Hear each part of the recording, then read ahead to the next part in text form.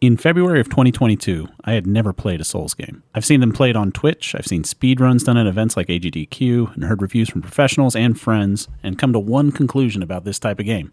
They're hard. Punishing is a word that's thrown around a lot when talking about these games. I pride myself on being, at the very least, a competent gamer, but some things about these games scared me off. Before the release of Elden Ring, some streamers that I follow on Twitch, like Grand Pooh Bear and Barbarous King, were crazy hyped for it. Between their endorsement and glowing reviews from almost every outlet, and the fact that Elden Ring was set in an open world, something that I like in games, I decided to go down to my local GameStop and pick up a copy on release day. I brought it home, booted up the PS5, and was ready for my first foray into a Souls game.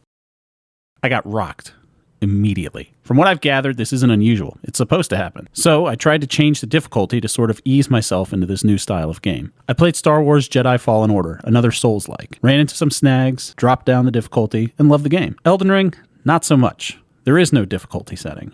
So, after about 2 hours of getting mercilessly beaten down in the lands between, I went to bed, got up the next morning, and returned my copy to GameStop, admitting defeat to the guy behind the counter. I wrote it off. I thought this game wasn't for me. I'm not a Souls game guy, and that's fine. However, on my podcast, Up Your Alley, that comes out every week on this channel, so subscribe, myself and my best friend / co-host Jake recommend things to each other every week, and I've played some games that he's recommended that weren't ones I would have picked up on my own. This really opened my eyes up on how I should meet the game where it is, instead of just getting upset that the game won't let me play it the way I want to. I needed to look at games differently. So when the Shadow of the Erdtree DLC came out a few months back, I decided to give one of the most revered games of the last 10 years a fair shake and try it again. I even bought the digital copy, so I couldn't return it. There's something to this game, obviously. I just needed to find the right way to look at it for me. And I think I've got it. But first, a little history lesson. Benton McKay was born in 1879 in Stamford, Connecticut. He studied forestry at Harvard, and after that worked for the U.S. Forest Service, the Department of Labor, and the Tennessee Valley Authority. In 1921, the Journal of the American Institute of Architects published an article McKay wrote, An Appalachian Trail, a project in regional planning. This article, with the help of local hiking clubs, conservationists, and lawyer/hiker Myron Avery, led to the founding of the Appalachian Trail Conference in 1925. I'm going to stop right now and say that this is how I'm going to be saying this word for the whole video. Appalachian. Or maybe I'll say it a different way. If you say it differently, fine. That's cool. I'm not going to argue with you. Just want to get that out of the way. Not going to change it. The Appalachian Trail Conference began marking and constructing sections of the trail after the route was pieced together through a combination of existing trails, new paths, and rural roads. In 1937, the trail was completed, although over the years the path would be updated and refined. Today, the trail now spans from Mount Katahdin in Maine all the way down to Springer Mountain in Georgia, almost 2,200 miles, or 3,540 kilometers if you're in not America. In 1948, Earl Schaefer became the first person to hike the entire trail in one continuous journey, what's known as a through hike. The trail has been subject of books like Bill Bryson's A Walk in the Woods and countless news stories detailing individuals' journey to make the trek. So, what does this have to do with Elden Ring? I was looking at Elden Ring wrong. Wrong for me, at least. I was thinking about this largely single-player game as just that, a single-player game. Just me trying to make my way through this purposefully unforgiving game by myself. I was getting frustrated again and starting to feel like I did 2 years ago. I finally came to the conclusion that I couldn't do this on my own, so I started looking for help. And it was literally all around me. A genius part of Elden Ring and other FromSoft games is the way players can leave notes on the road for fellow travelers.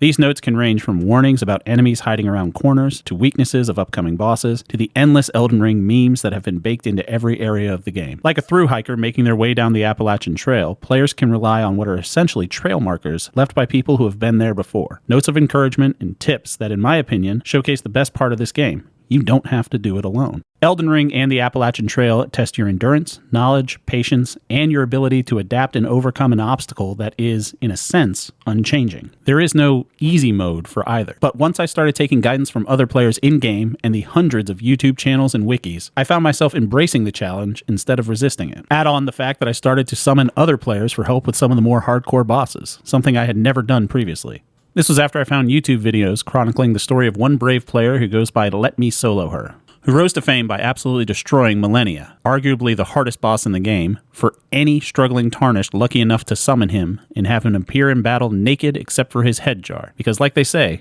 you don't need armor if you don't plan on getting hit. It reminded me of some of the stories you hear about the Appalachian Trail. Hikers would leave behind extra supplies for those in need, jot down advice in logbooks to help fellow travelers, both on the trail and in-game.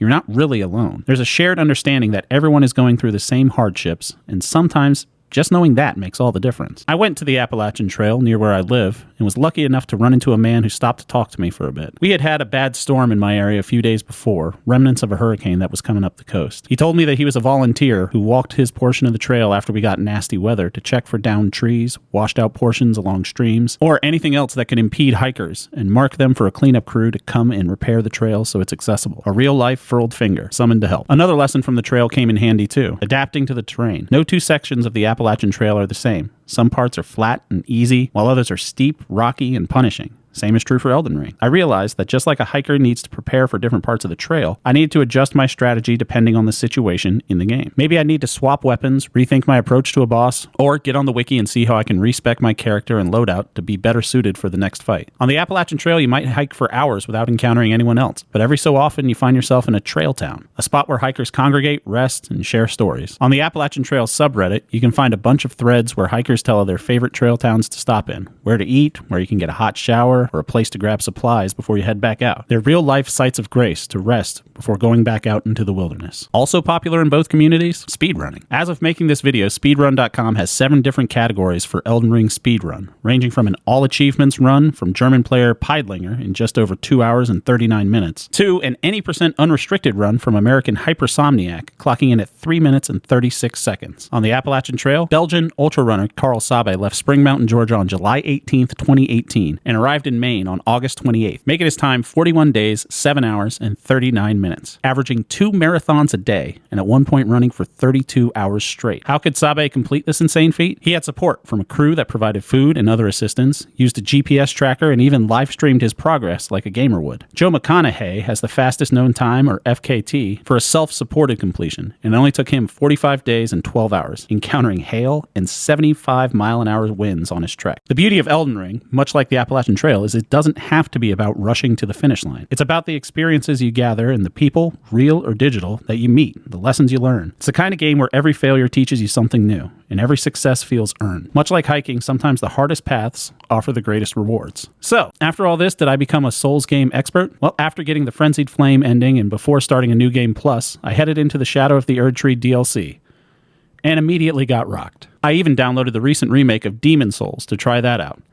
It didn't go well. But I found a way to appreciate Elden Ring for what it is, an incredibly rich, challenging journey that's less about beating the game and more about embracing its world. Just like the Appalachian Trail, it's a path that forces you to slow down, take stock of your surroundings, think, and appreciate the little victories. In the end, that's what kept me going. So no, I'm no Souls expert, and I probably never will be. But like any good trail, Elden Ring has taught me that it's not about conquering every single obstacle. It's about finding meaning in the journey, embracing the small wins, and pushing forward even when the path seems insurmountable. Whether you're summoning allies in-game or following markers left by fellow hikers, remember, you're never truly alone in the journey. Hope you guys like this video. Please subscribe, like, and share it around to your friends. I do have a podcast that comes out here, like I said, every Friday. It's called Up Your Alley. Me and my friend recommend things to each other, and then we come back and grade them.